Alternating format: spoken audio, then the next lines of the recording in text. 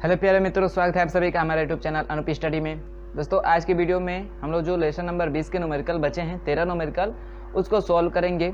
ठीक है, तो पूरा न्यूमेरिकल देखने के लिए जो 13 क्वेश्चन हैं उसके सोल्यूशन को देखने के लिए आप पूरे अंत तक वीडियो के बने रहिएगा। तो चलिए शुरू करते हैं। हम लोग शुरू करना था 27 नंबर क्वेश्चन से। ठीक है, 26 नंबर क्वेश्चन से सॉल्व कर लिए थे। तो चलिए देखते हैं 27 नंबर क्वेश्चन में क्या कर रहा है। देखिएगा, मैं पढ़ रहा हूँ। कह रहा है कि एक तार में 2 मिली सेकेंड में, ठीक है, कोई तार है। 27 क्वेश्चन है। ठीक है, देखिएगा, कह रहा है कि एक तार है, इसमें 2 मिली सेकेंड में, यानी टाइम दिया है कितना, 2 मिली सेकेंड। 2 मिली सेकेंड तो 1 मिली में कितना होता है, 10 घात माइनस 3। तो इसको लिख सकते हैं 2 गुणे 10 घात माइनस 3 सेकेंड लिख सकते हैं, क्योंकि 1 मिली में इतना हमारा होता है। ठीक है, 1 मिली सेकेंड कहेगा तो 10 घात माइनस 3 सेकेंड, 1 मिलीमीटर कहेगा तो 10 घात माइनस 3 मीटर। तो ये मान होते हैं। ठीक है, करे इतने मिली सेकेंड में 400 माइक्रोकुलाम आवेश, 400 माइक्रोकुलाम आवेश, क्यू का मान दिया है 400 माइक्रोकुलाम आवेश। ठीक है, तो 1 माइक्रोन में कितना होता है, 10 घात माइनस 6। तो इसको लिख सकते हैं, देखिए इस 400 को मैं लिख सकता हूँ 4 गुणे 100, तो इसको मैं लिख सकता हूँ 4 गुणे 10 घात 2 लिख सकता हूँ। ठीक है, गुणे 1 माइक्रोन में होता है कितना, 10 घात माइनस 6 कुलाम। तो ये फाइनली हो जाएगा 4 गुणे, ये कितना हो जाएगा, 10 घात माइनस 4 कुलाम हो जाएगा। 4 गुणे 10 घात माइनस 4 कुलाम आवेश क्या हो रहा है, इतने सेकेंड के लिए क्या रहा है, प्रवाहित हो रहा है। तो कह रहा है कि धारा का औसत मान होगा, यानी धारा का मान पूछ रहा है। तो आपको पता है जनरली आई बराबर क्या होता है, क्यू अपान टी। क्यू अपान टी, क्यू का मान कितना है, 4 गुणे 10 घात माइनस 4 अपान टी का मान कितना है, 2 गुणे 10 घात माइनस 3। यही है ना, देखो 2 दूना के 4 कट गया, ये 10 घात माइनस 3 है, तो माइनस 3 तो कट जाएगा, कितना बचेगा, -1 बचेगा। तो उस -1 का मतलब -1 को नीचे लाएंगे तो ये हो जाएगा 2 बटा में 10 हो जाएगा, 2 बटा में 10। इसको करेंगे डिवाइड तो आ जाएगा 0.2 एम्पियर। 0.2 एम्पियर की क्या होगी, उसमें धारा प्रवाहित होगी। तो आपका ऑप्शन नंबर कौन सा करेक्ट हो जाएगा, 27 का ऑप्शन नंबर बी। 0.2 एम्पियर की क्या होगी, धारा प्रवाहित होगी उस चालक तार में। तो इसका ऑप्शन नंबर बी को आप लोग टिक कर लीजिएगा। समझ में आया है? चलिए, बिल्कुल इजी था। अगला देखते हैं हम लोग 28 नंबर क्वेश्चन। 28 नंबर क्वेश्चन आपको फार्मूला पता है तो इसको सॉल्व कर लेंगे। ठीक है, बस इसमें क्या करें कि किसी गोली आवेश की सतह पर विद्युत क्षेत्र की तीव्रता होती है। विद्युत क्षेत्र की तीव्रता ई बराबर क्या होता है, के क्यू, एक नियतांक होता है ना, के क्यू अपान आर स्क्वायर, यही होता है ना नियतांक। और हमारा ऑप्शन किसमें संबंध, ऑप्शन के अनुसार किसमें संबंध पूछ रहा है, जो विद्युत क्षेत्र और त्रिज्या के बीच पूछ रहा है। विद्युत क्षेत्र और त्रिज्या के बीच पूछ रहा है। यही पूछ रहा है कि गोली आवेश की त्रिज्या के अनुक्रमानुपाती होता है, गोली क्षेत्र की त्रिज्या के व्युत्क्रमानुपाती होता है, गोली आवेश की त्रिज्या के वर्ग के अनुक्रमानुपाती होता है, गोली कोश के गोली आवेश की त्रिज्या के वर्ग के व्युत्क्रमानुपाती होता है। तो यहाँ से यदि आप इसको कंस्टेंट करते हैं तो यही निकलेगा कि ई जो होगा प्रोपोर्शनल चिन्ह लगेगा किसका, 1 अपान आर स्क्वायर के। तो ये आर किस में आ गया, बटा में ना। ये जो बटा है ये चिन्ह किसको दिखाता है, ये वाला चिन्ह किसको दिखाता है, व्युत्क्रमानुपात को दिखाता है। किसको दिखाता है, व्युत्क्रमानुपात को। ठीक है, व्युत्क्रमानुपात को दिखाता है। तो इसका कौन सा करेक्ट हो जाएगा, इसका ऑप्शन कौन सा करेक्ट हो जाएगा, जो विद्युत क्षेत्र होगा वो गोली आवेश के वर्ग के क्या होता है, व्युत्क्रमानुपात होता है। क्या होता है, व्युत्क्रमानुपात होता है। ठीक है, व्युत्क्रमानुपात के बराबर होता है। तो इसका ऑप्शन नंबर कौन सा करेक्ट हो जाएगा, इसका ऑप्शन नंबर आपका डी करेक्ट हो जाएगा। 28 का ऑप्शन नंबर डी को आप लोग टिक कर लीजिए। ठीक है, यहाँ से फार्मूला याद रहेगा तो मैंने कहा अभी सॉल्व कर लेंगे आप लोग। तो चलिए 2 क्वेश्चन होंगे, आगे देखते हैं। 28 हो गए, 29 नंबर क्वेश्चन। 29 नंबर क्वेश्चन को देखिए। इसमें देखिए कह रहा है कि किसी परिपथ में 4.8 एम्पियर की धारा बह रही है। 4.8 एम्पियर की, आई का मान दिया है 4.8 एम्पियर की धारा बह रही है। ठीक है, और प्रवाहित हो रही है। यदि एक प्रोटॉन पर आवेश, कह रहा है एक प्रोटॉन पे आवेश, यानी क्यू का मान दे रहा है, आवेश का नाम ले लिया तो समझिए क्यू का मान दे रहा है 1.6 × 10⁻⁻19 कुलाम। इतना ही तो होता है प्रोटॉन पे आवेश। चलिए, तो इतना कुलाम हो तो परिपथ में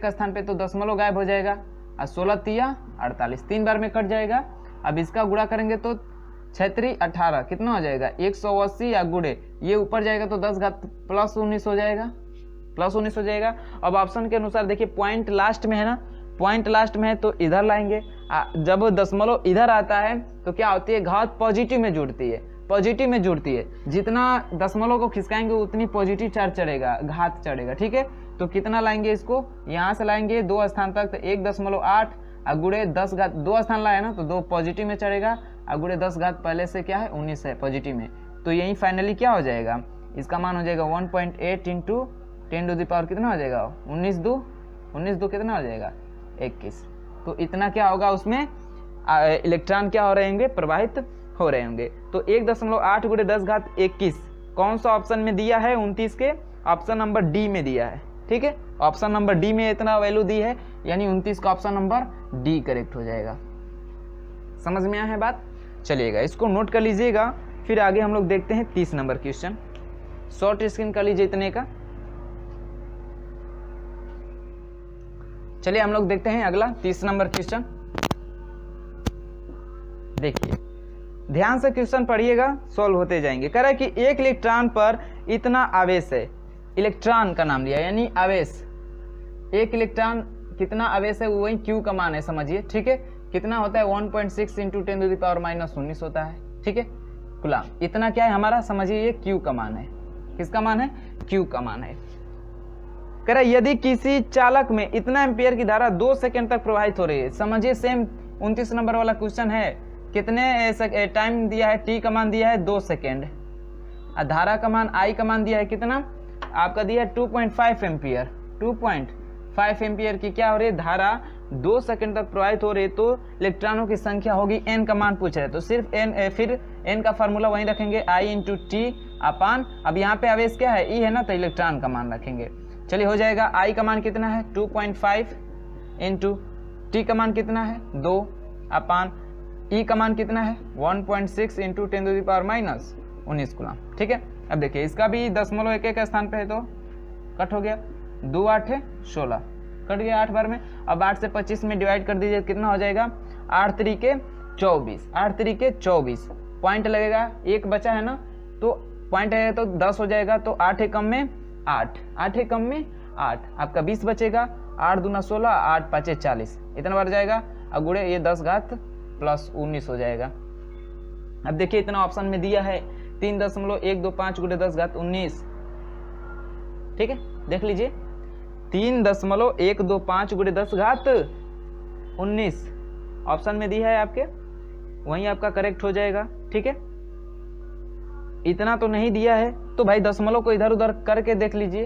ठीक है, दशमलव को देखिए, इतना नहीं दिया है तो आपको इतना तो दिया है ना 3, अब दशमलव को इधर ले गए हैं।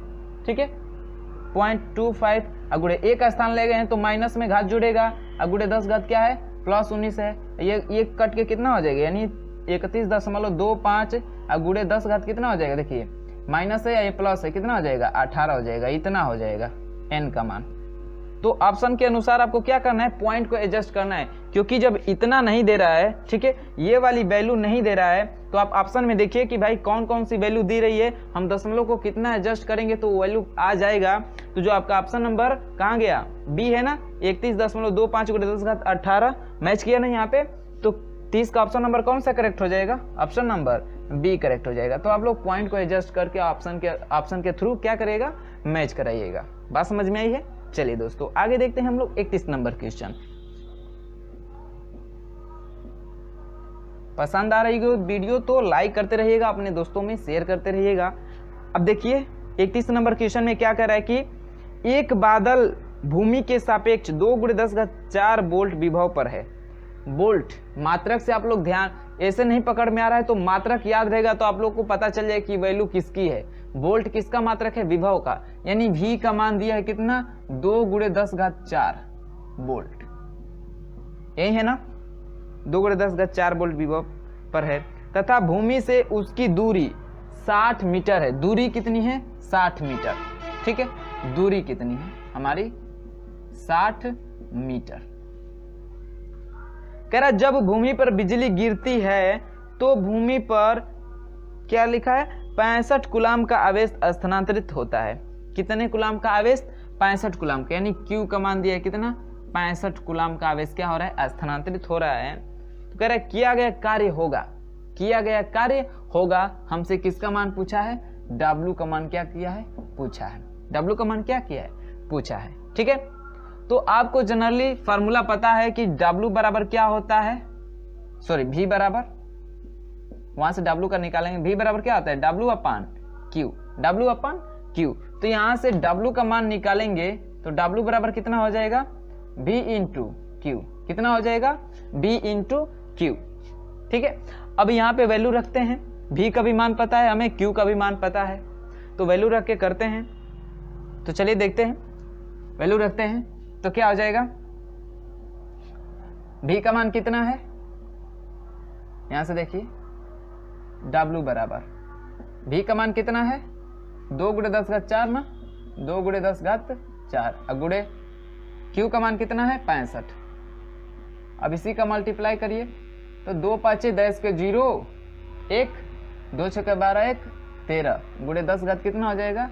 4। अब 10 पॉइंट को एडजस्ट करिए।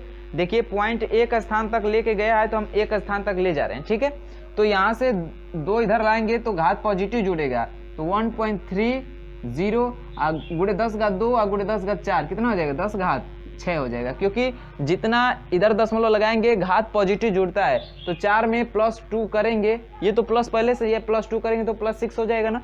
तो 1.30 गुणे 10⁻6 क्या होगा? उस पर जूल का कार्य करना पड़ेगा उसको। ठीक है, और स्थानांतरित करने के लिए इतना जूल का आपको कार्य करना पड़ेगा। तो ऑप्शन नंबर कौन सा करेक्ट हो जाएगा? 31 का ऑप्शन नंबर डी करेक्ट हो जाएगा। 31 का ऑप्शन नंबर डी करेक्ट हो जाएगा। समझ में आई है दोस्तों? बिल्कुल इजी था आपका, इसका कोई रोल नहीं है।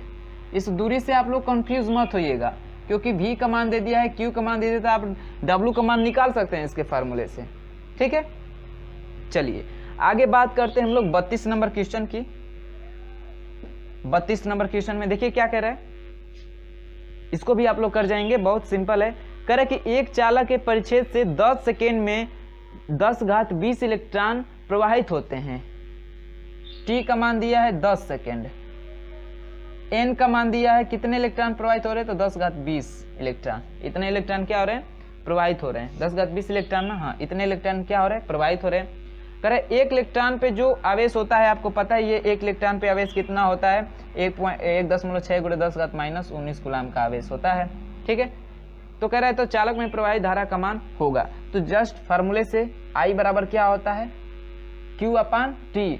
Q का मान क्या होता है? N × E। तो हम यहाँ से डायरेक्ट फार्मूला लिखते हैं I बराबर N × E अपान T। अब सारी वैल्यू दी है आपको, E का भी मान पता है, N का भी मान पता है, T का भी मान पता है। यहीं पर रख के सॉल्व कर देते हैं तो हो जाएगा कितना? N का मान कितना है? 10⁻20।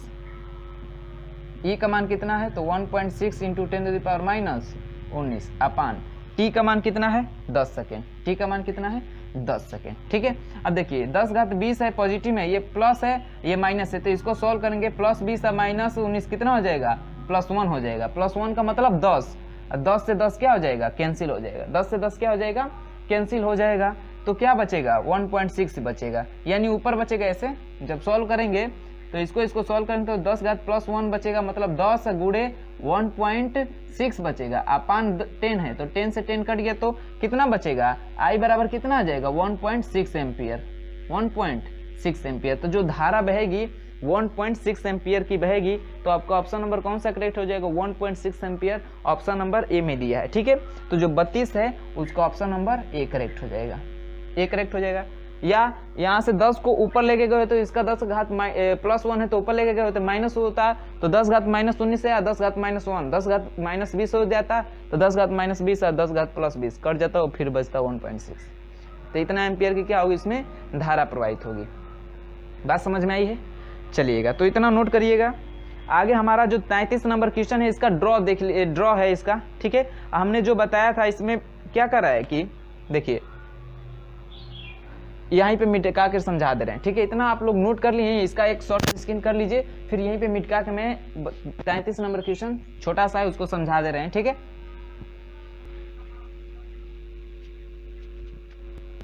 देखिएगा ऐसे ड्रॉ किया है, ये बी है, ये ए है, और ऐसे क्या है विद्युत रेखाएं गई हैं ऐसे।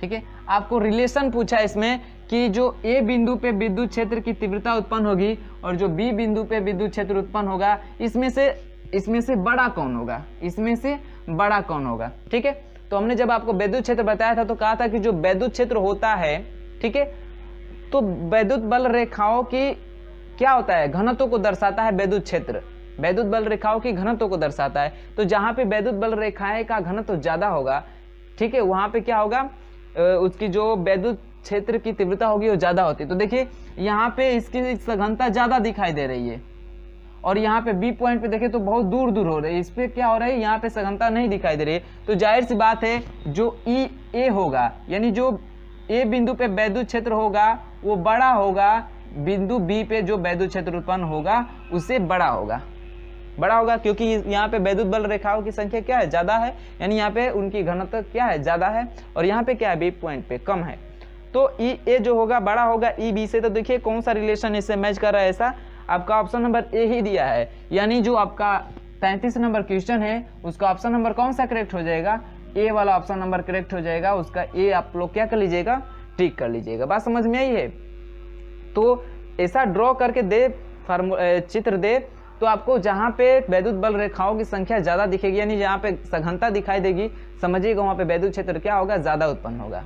ठीक है, तो चलिएगा इतना 33 तक आप लोग नोट कर लीजिएगा, फिर आगे हम लोग देखते हैं 34, 35 और जितने क्वेश्चन बचे हैं उसको तो शॉर्ट स्क्रीन कर लीजिएगा इतने का। चलिए हम लोग बात करते हैं 34 नंबर क्वेश्चन की। ठीक है, 34 नंबर क्वेश्चन देखिए क्या कह रहा है कि निम्न चित्र में बिंदु ए से कितनी दूर पर विद्युत क्षेत्र शून्य होगा। आपको चित्र बनाया है, ठीक है, आपका चित्र ऐसे है, ये ए बिंदु है और ये बी बिंदु। यहाँ पे आपका आवेश दिया है 10 HC और यहाँ पे दिया है 20 HC। ठीक है, और इसके बीच की दूरी दिया है आपको 80 सेंटीमीटर, यही दिया है। ठीक है, तो कह रहा है ए बिंदु से कितनी दूरी पे विद्युत क्षेत्र शून्य होगा। तो हम मान लेते हैं कि ए बिंदु से, ठीक है, ये दूरी मान लीजिए इस बिंदु पे, ओ बिंदु पे हमारा विद्युत क्षेत्र क्या हो रहा है, शून्य हो रहा है। क्या हो रहा है, यहाँ पे जो विद्युत क्षेत्र हो रहा है वो शून्य हो रहा है। तो इस दूरी को हम मान लेते हैं क्या, आर मान लेते हैं। ठीक है, आर मान लेते हैं, तो ये दूरी कितनी बच जाएगी, तो 80 माइनस आर बच जाएगी, क्योंकि टोटल 80 है तो 80 में से आर घटा देंगे तो ये तो दूरी बचेगी, तो इसको 80 माइनस आर कर देंगे।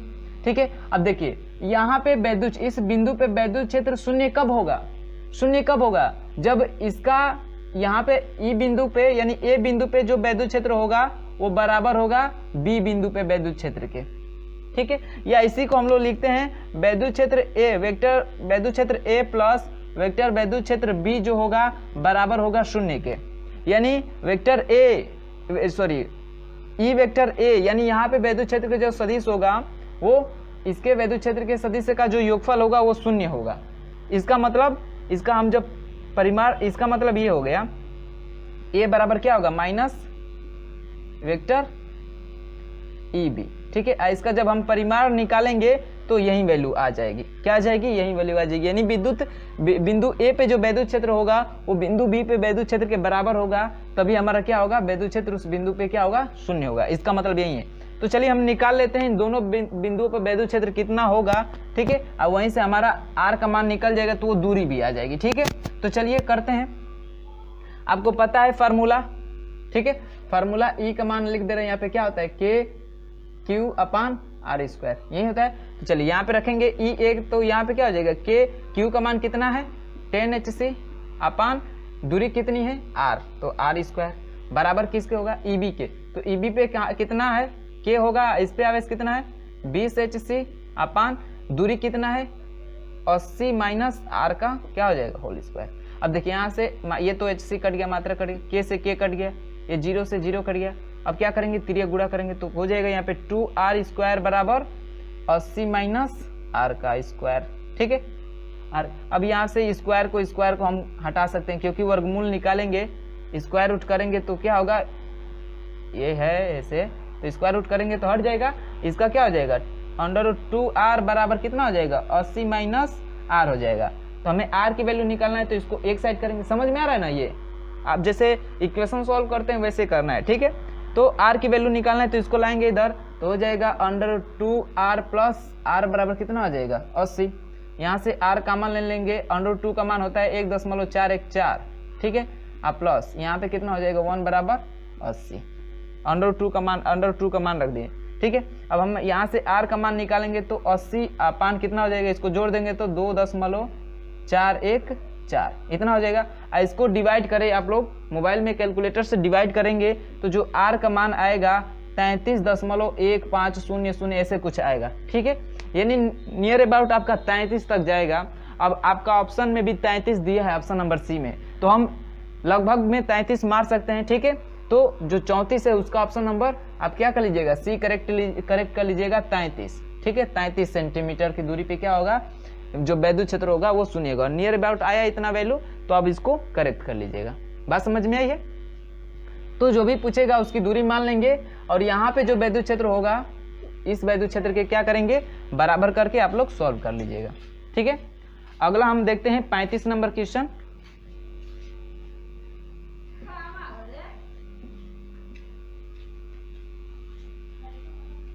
चलिए तो 35 नंबर क्वेश्चन में देखिए क्या कह रहा है कि 10 सेंटीमीटर त्रिज्या वाले एक समान आवेशित कुचालक गोले के केंद्र से 20 सेंटीमीटर की दूरी पर वैद्युत क्षेत्र 100 वोल्ट प्रति मीटर है। गोले के केंद्र से 3 सेंटीमीटर दूरी पर वैद्युत क्षेत्र होगा, ठीक है। एक गोला है हमारा, इसे मान लीजिए गोला है, इसकी त्रिज्या है त्रिज्या, ठीक है। इसकी त्रिज्या को हम कैपिटल R से मान लें, डिनोट कर दें, कितना है 10 सेंटीमीटर है, कितना है 10 सेंटीमीटर, ठीक है। और इसके केंद्र से, ये केंद्र O है ना, मान लीजिए इसके केंद्र से 20 सेंटीमीटर की दूरी पे ये पॉइंट हम मान लेते हैं, ठीक है। इसकी दूरी मान लेते हैं हम x, कितनी मान लेते हैं x। यहाँ पे 20 सेंटीमीटर की दूरी पे जो वैद्युत क्षेत्र है, ठीक है, 20 सेंटीमीटर की दूरी पे जो वैद्युत क्षेत्र है, यहाँ पे वैद्युत क्षेत्र कितना है तो 100 वोल्ट प्रति मीटर है, ठीक है। यहाँ पे तो पूछ रहा है कि केंद्र से 3 सेंटीमीटर की दूरी पे वैद्युत क्षेत्र कितना होगा, तो 3 सेंटीमीटर, इसकी चूंकि आपको त्रिज्या ही 10 सेंटीमीटर है तो 3 सेंटीमीटर मान लीजिए यहाँ पे होगा, यानी ये 3 सेंटीमीटर होगा, यानी ये कितना होगा गोले के अंदर ही आएगा, क्या हो जाएगा गोले के अंदर ही आएगा। तो हमको निकाल, देखिए ई बाहर दिया है, ई बाहर का मान दिया है कितना 100 वोल्ट मीटर दिया है, 100 वोल्ट मीटर, ठीक है। और फार्मूला क्या होता है, ई बाहर का फार्मूला निकाले तो क्या होगा इसका k q upon r square. R square क्या है, ये दूरी है, तो इसकी दूरी x माने है ना, तो हम इसको लिख देते हैं x स्क्वायर। इसको इक्वेशन फर्स्ट बना दीजिए, ठीक है। और इसी इक्वेशन फर्स्ट से यहाँ पे इक्वेशन फर्स्ट मत बनाइए, यहाँ से के क्यू का मान निकाल लीजिए। के क्यू बराबर क्या हो जाएगा ई बाहर गुणे एक्स स्क्वायर, इसको इक्वेशन फर्स्ट मान लीजिए, ठीक है। यहाँ से के क्यू का मान निकालेंगे तो हमको निकालना है इसके अंदर, यानी इस पॉइंट पे निकालना है, समझिए हमें ए पॉइंट पे निकालना है, ठीक है।